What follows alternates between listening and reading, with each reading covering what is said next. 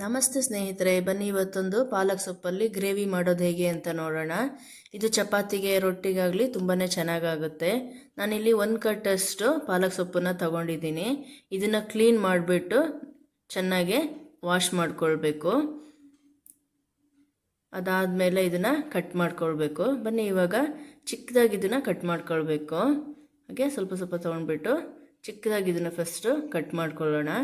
ಹಾಗೆಯೇ ಯಾರ್ಯಾರು ನನ್ನ ಚಾನಲ್ನ ಸಬ್ಸ್ಕ್ರೈಬ್ ಆಗಿಲ್ವೋ ಖಂಡಿತ ಸಬ್ಸ್ಕ್ರೈಬ್ ಆಗಿ.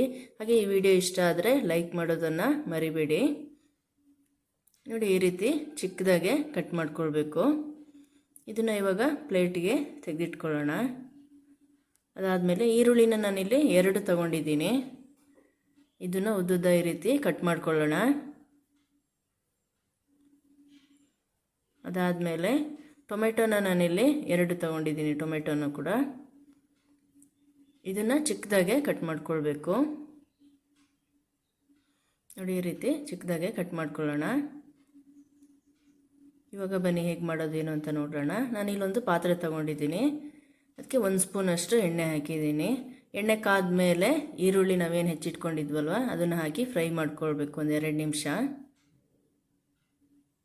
ಆದಷ್ಟು ಮೀಡಿಯಮ್ ಫ್ಲೇಮಲ್ಲಿ ಇಟ್ಬಿಟ್ಟು ಫ್ರೈ ಮಾಡ್ಕೊಳ್ಳೋಣ. ನೋಡಿ, ಇಷ್ಟು ಫ್ರೈ ಆದರೆ ಸಾಕು. ಇವಾಗ ಟೊಮೆಟೊ ನಾವೇನು ಹೆಚ್ಚಿಟ್ಕೊಂಡಿದ್ವಲ್ಲ ಅದನ್ನು ಹಾಕಿಬಿಟ್ಟು ಫ್ರೈ ಮಾಡ್ಕೊಳ್ಬೇಕು.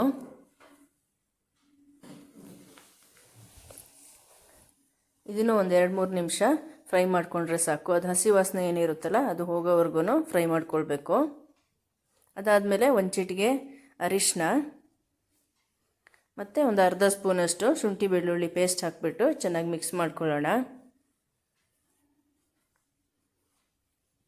ಇದಾದಮೇಲೆ ಇವಾಗ ಸೊಪ್ಪನ್ನ ಏನು ನಾವು ಕುಯ್ದಿಟ್ಕೊಂಡಿದ್ವಲ್ಲ ಚಿಕ್ಕದಾಗೆ ಅದನ್ನು ಹಾಕಬೇಕು.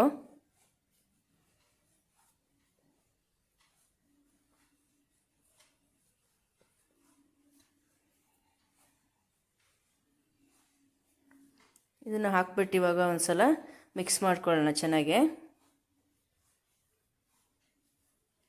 ಉಪ್ಪನ್ನ ಇಲ್ಲಿ ಫಸ್ಟಿಗೆ ಹಾಕಬಾರ್ದು, ಯಾಕೆಂದರೆ ಸೊಪ್ಪು ಅದು ಬೆಂದಮೇಲೆ ಗೊತ್ತಲ್ವ ಜಾಸ್ತಿ ಕಾಣಿಸುತ್ತೆ ಫಸ್ಟಿಗೆ. ಅದು ಸೊಪ್ಪು ಬೆಂದಾದಮೇಲೆ ಸ್ವಲ್ಪ ಕಾಣಿಸುತ್ತೆ. ಹಾಗಾಗಿ ಉಪ್ಪನ್ನ ಯಾವಾಗಲೂ ಲಾಸ್ಟಿಗೆ ಹಾಕ್ಕೊಳ್ಬೇಕು. ನಾನಿಲ್ಲಿ ಉಪ್ಪು ಹಾಕ್ಕೊಂಡಿಲ್ಲ. ಫಸ್ಟ್ ಇದನ್ನು 1-2 ನಿಮಿಷ ಹಾಗೆ ಎಣ್ಣೆಯಲ್ಲಿ ಫ್ರೈ ಮಾಡ್ಕೊಳ್ಳೋಣ. ನೋಡಿ ಇವಾಗ ಎಷ್ಟಾಯಿತು ಅಂತ. ಸೊಪ್ಪು ಸ್ವಲ್ಪನೇ ಕಾಣುತ್ತೆ ಇವಾಗ. ಇದು ಬೇಗ ಬೇಯುತ್ತೆ, ಮತ್ತು 1-2 ನಿಮಿಷ ನೀವು ಬೇಯಿಸ್ಕೊಂಡ್ರೂ ಸಾಕಾಗತ್ತೆ. ಇವಾಗ ನಾವು ಇದಕ್ಕೆ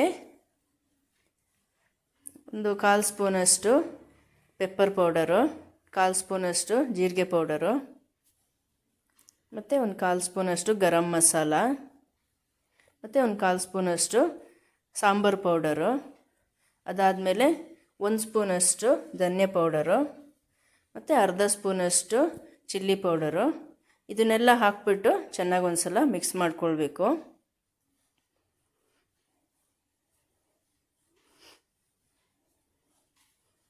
ಹಾಗೆ 1 ನಿಮಿಷ ಇದನ್ನು ಬೇಯೋದಕ್ಕೆ ಬಿಡೋಣ. ನೀರೇನು ಹಾಕಬೇಕಾಗಿಲ್ಲ ಇದಕ್ಕೆ, ಹಾಗೇ ಮಾಡ್ಬೋದು.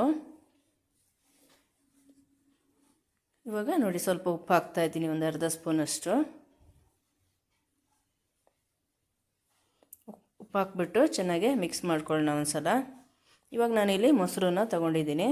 ಮೊಸರನ್ನ ನೋಡಿ ಈ ರೀತಿ ಫಸ್ಟಿಗೆ ನಾವು ಮಿಕ್ಸ್ ಮಾಡ್ಕೊಳ್ಬೇಕು ಪ್ಯಾಕೆಟಲ್ಲೇ. ಈ ರೀತಿ ಮಾಡೋದ್ರಿಂದ ಮೊಸರು ಒಂಥರ ಒಡೆದಾಗ ಆಗಲ್ಲ, ಒಂಥರ ಕ್ರೀಮ್ ಟೈಪ್ ಬರುತ್ತೆ. ನೋಡಿ ಇವಾಗ 1-2 ಸ್ಪೂನಷ್ಟು ಮೊಸರನ್ನ ಹಾಕಿಬಿಟ್ಟು ಚೆನ್ನಾಗಿ ಇದಕ್ಕೆ ಮಿಕ್ಸ್ ಮಾಡ್ಕೊಳ್ಳೋಣ.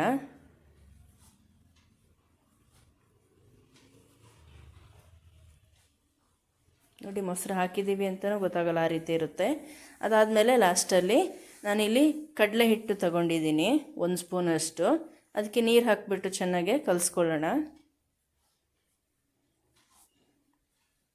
ನೋಡಿ ಈ ರೀತಿ. ಇದಾದಮೇಲೆ ಇದಕ್ಕೆ ಹಾಕಿಬಿಟ್ಟು ಮಿಕ್ಸ್ ಮಾಡಬೇಕು.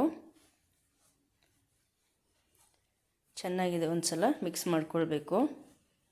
ಆದಷ್ಟು ಫ್ಲೇಮ್ನ ಸ್ಲಿಮ್ಮಲ್ಲಿ ಇಡಿ. ಇವಾಗ ನೀವು ಕಡಲೆ ಹಿಟ್ಟು ಹಾಕಿಬಿಟ್ಟು ತುಂಬ ಹೊತ್ತು ಬಿಡಬಾರ್ದು, ಲಾಸ್ಟಿಗೆ ಕಡಲೆ ಹಿಟ್ಟನ್ನು ಯಾವತ್ತೂ ಹಾಕಬೇಕು. ಆಮೇಲೆ ಒಂದು ಅರ್ಧ ಸ್ಪೂನಷ್ಟು ಸಕ್ಕರೆ ಮತ್ತು ಇವಾಗ ಟೇಸ್ಟ್ ನೋಡಿಬಿಟ್ಟು ನಿಮಗೆ ಉಪ್ಪು ಎಷ್ಟು ಬೇಕು ನೋಡಿಬಿಟ್ಟು ಹಾಕ್ಕೊಳ್ಳಿ.